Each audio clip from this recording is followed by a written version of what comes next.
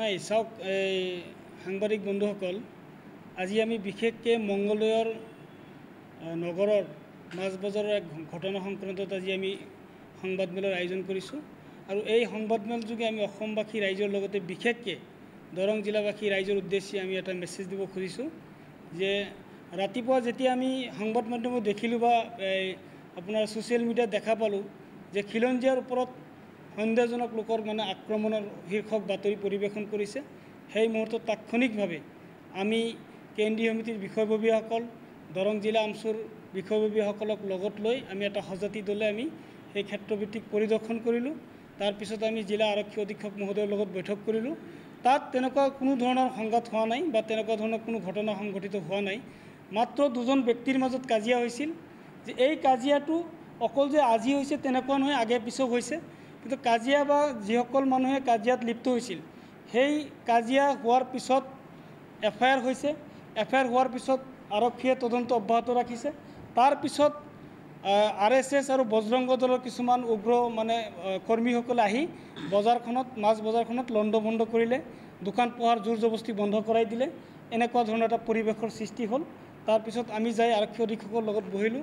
আৰক্ষী অধীক্ষক ডাঙৰীয়াই এই কথাটো আমাক আশ্বস্ত কৰিলে যে ইয়াত আৰু নতুনকৈ কোনো ধৰণৰ সংঘাত তেনেকুৱা নহয় বা তেনেকুৱা ধৰণৰ পৰিৱেশ সৃষ্টি নহয়। কিন্তু যিজন ব্যক্তিয়ে আইন হাতত তুলি লৈছে বা মাৰপিট কৰিছে তেওঁক ৰেহাই দিয়া নহয়। আমিও দাবী উত্থাপন কৰিছোঁ যে এনেকুৱা ধৰণৰ কাজিয়া বা যিসকলে আইন হাতত তুলি লৈছে তেওঁলোকৰ বিৰুদ্ধে আৰক্ষীয়ে কঠোৰ ব্যৱস্থা হাতত লওক।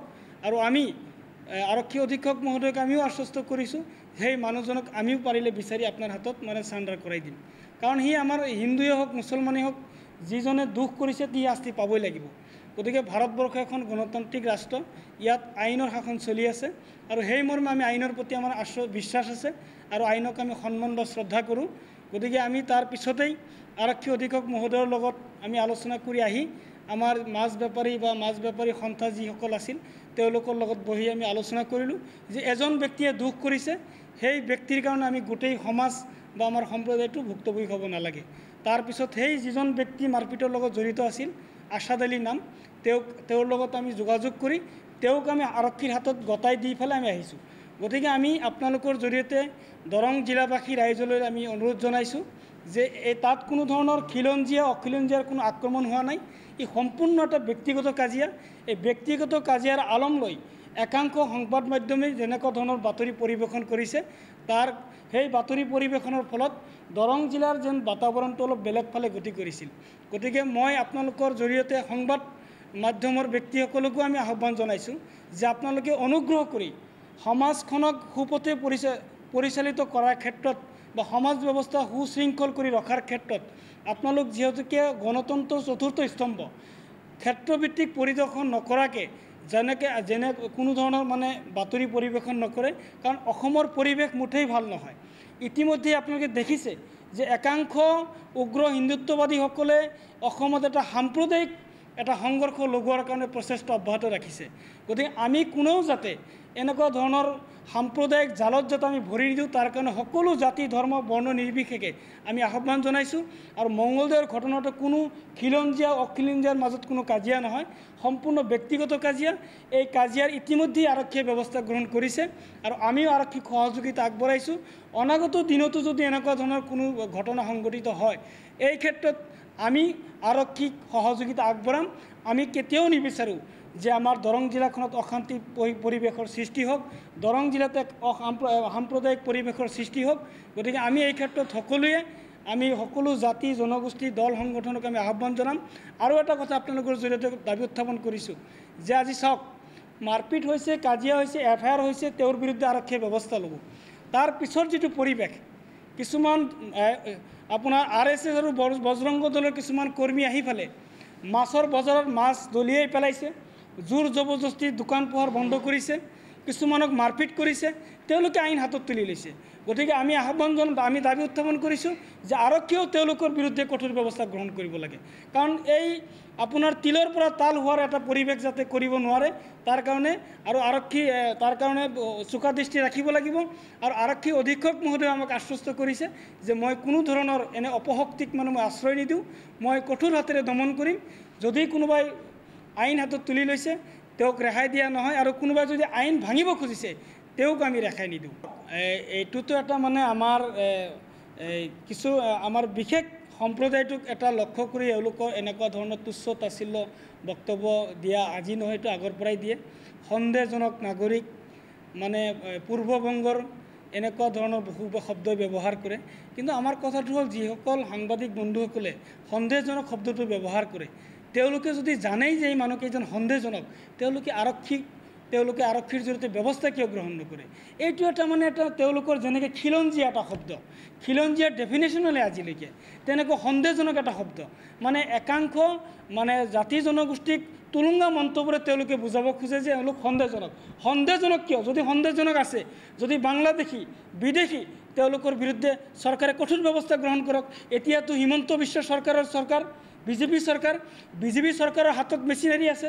তেওঁলোকে যদি সন্দেহজনক মানুহ আছে, তেওঁলোকে আটক কৰি তেওঁলোকৰ বিৰুদ্ধে আইনগত ব্যৱস্থা গ্ৰহণ কিয় নকৰে? গতিকে এইবিলাক শব্দৰ জৰিয়তে সমাজখনত এটা বিভেদৰ সৃষ্টি কৰিব খোজে। গতিকে অসমৰ ৰাইজে এতিয়া বুজি পাইছে যে সন্দেহজনক কোন।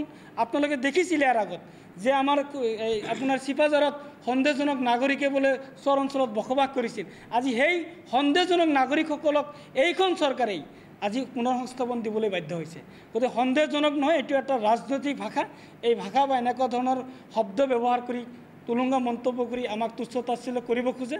গতিকে আমি অসমৰ ৰাইজক ক'ব খোজোঁ যে এনেকুৱা ধৰণৰ শব্দ বা আমাৰ যেনেকুৱা ধৰণৰ মানে কিছুমান সাম্প্ৰদায়িক সংঘৰ্ষ লগোৱা কিছুমান মানে কাৰুকাৰ্য, ইয়াৰ পৰা আমি মানে আঁতৰি আহিব লাগে।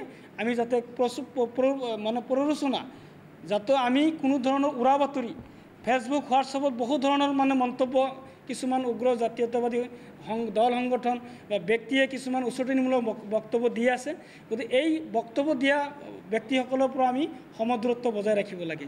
চাওক, সন্তুষ্ট অসন্তুষ্টৰ কথা নাই, এইটো আপোনালোকে জানেই যে অসমৰ ৰাইজ এতিয়া কিন্তু কাৰো এই বুৰ্বক হৈ থকা নাই। বজাৰত কেঁচা আম আপুনি এবাৰে বিক্ৰী কৰিব পাৰিব। অসমৰ মুখ্যমন্ত্ৰী মহোদয়ৰ যি তুলুঙা মন্তব্য, তেওঁ যি আবুল তাবুল বকি আছে, এই বিষয়টো অসমৰ প্ৰতিটো শ্ৰেণীৰ ৰাইজে গম পাইছে যে অসমৰ মুখ্যমন্ত্ৰী হতাশত ভুগিছে। তেওঁ ৰাজনৈতিক এটা অস্থিৰতা পৰিৱেশৰ মাজত বসবাস কৰি আছে। তেওঁ মানে বিচাৰি আছে যে অসমখনত এটা মানে উত্তপ্ত পৰিৱেশৰ সৃষ্টি কৰি যেন তেওঁ নিজে উদ্যোক্তা মানে হৈছে।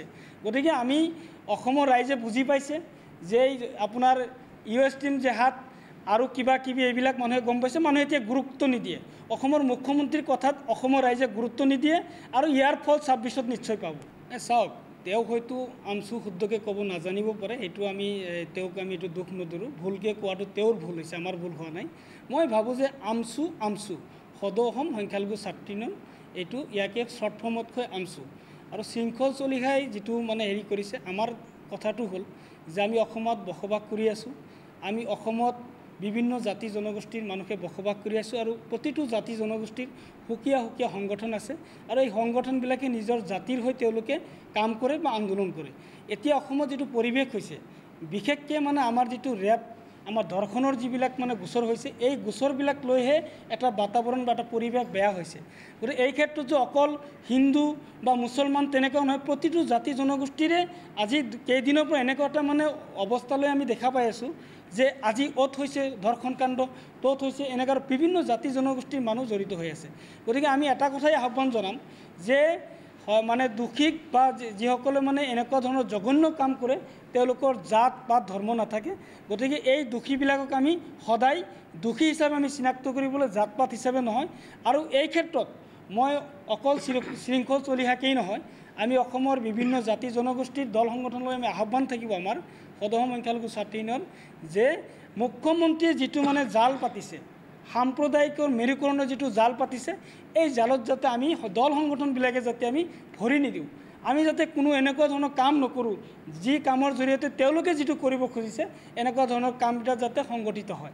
গতিকে আমি কাকো সমালোচনা নকৰোঁ, আমি সকলো সময়তে অসমত বসবাস কৰা প্ৰতিটো জাতি জনগোষ্ঠী ঐক্যবদ্ধভাৱে অসমখনক আমি কেনেকৈ আগুৱাই লৈ যাব পাৰোঁ, অসমৰ সমস্যাখিনি আমি কেনেকৈ উত্থাপন কৰিব পাৰোঁ, আৰু অসমত সংগঠিত হোৱা এনেকুৱা অসামাজিক কাৰ্যকলাপবিলাক আমি কেনেকুৱা ধৰণৰ প্ৰতিৰোধ কৰিব পাৰোঁ, এই ক্ষেত্ৰত আমি ঐক্যবদ্ধভাৱে মই ভাবোঁ যে অচিৰেই আমি বিভিন্ন জাতি জনগোষ্ঠী সংগঠনসমূহে বহি অসমৰ পৰা এই অসামাজিক কাৰ্যকলাপৰ বিৰুদ্ধে ঐক্যবদ্ধ আন্দোলনৰ প্ৰয়োজন হৈছে। এতিয়া আৰু আমি ভাগ ভাগ হৈ মিয়া আৰু অনা অসমীয়া গৰীয়া আমাৰ এনেকুৱা ধৰণৰ ভাগ ভাগ কৰাৰ আমাৰ এতিয়া পৰিৱেশ নহয়।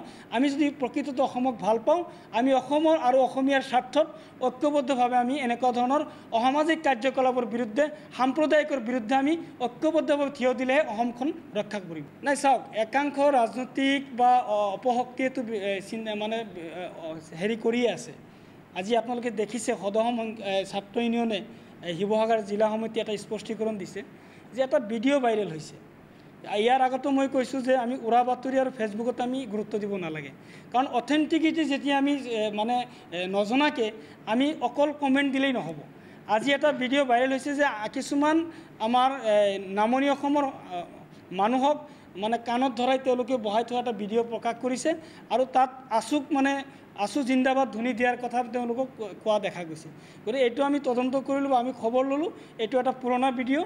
এই পুৰণা ভিডিঅ'ৰ জৰিয়তে এটা সাম্প্ৰদায়িক বিষভাৱ মানে অসমত বিয়পোৱাৰ এটা প্ৰচেষ্টা কৰি আছে।